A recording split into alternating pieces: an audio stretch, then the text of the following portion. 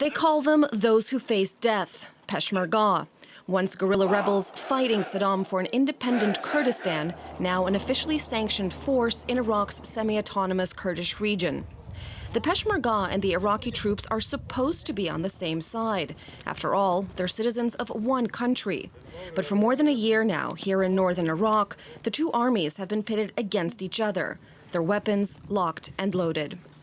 These Peshmerga soldiers are on alert 24 hours a day. They're guarding the Kurdish front line of the so-called disputed territory. Now, no Iraqi soldiers are allowed beyond this point. If either army advances, if there's even a single misfire, it could spark a new war.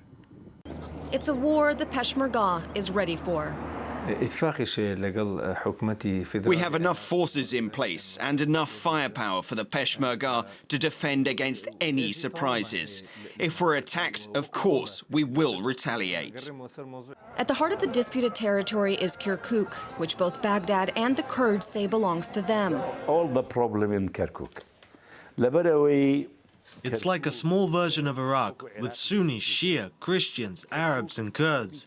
It's disputed because all the sects are here. But of course, the other reason is Kirkuk's oil. The oil fires illustrate the main reason that this land is so hotly contested. Kirkuk is sitting on an estimated 10 billion barrels of oil and is responsible for a large chunk of Iraq's current output. That's enough to sustain an independent state should the Kurds get their way and annex this disputed territory. It's also enough to bankrupt Iraq if the oil revenue is lost. That revenue makes up 95% of Iraq's annual budget of more than $100 billion. And there's a lot more money at stake. The International Energy Agency says Iraq could export a staggering $5 trillion worth of oil over the next 2 decades. The Kurds and the central government are supposed to share these profits, but they haven't been able to sort out how. The oil and gas, it is all Iraqi people revenue by constitution.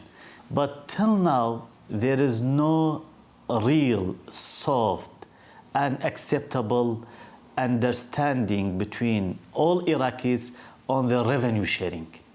This is the key problem. Oil has transformed Kurdistan into a boomtown.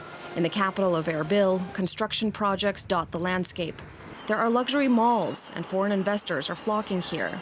The region looks and feels like a different country, and for the Kurds, that may be the ultimate goal.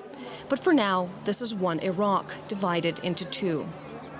We have face-off between Iraqi military and Kurdistan military. And when you have a situation like this, it causes tension.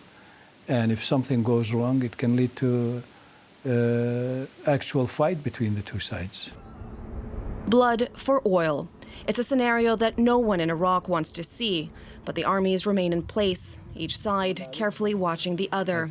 Kurd versus Arab, Iraqi versus Iraqi. Lucy Kafanov, RT, reporting from the disputed territories in Iraq.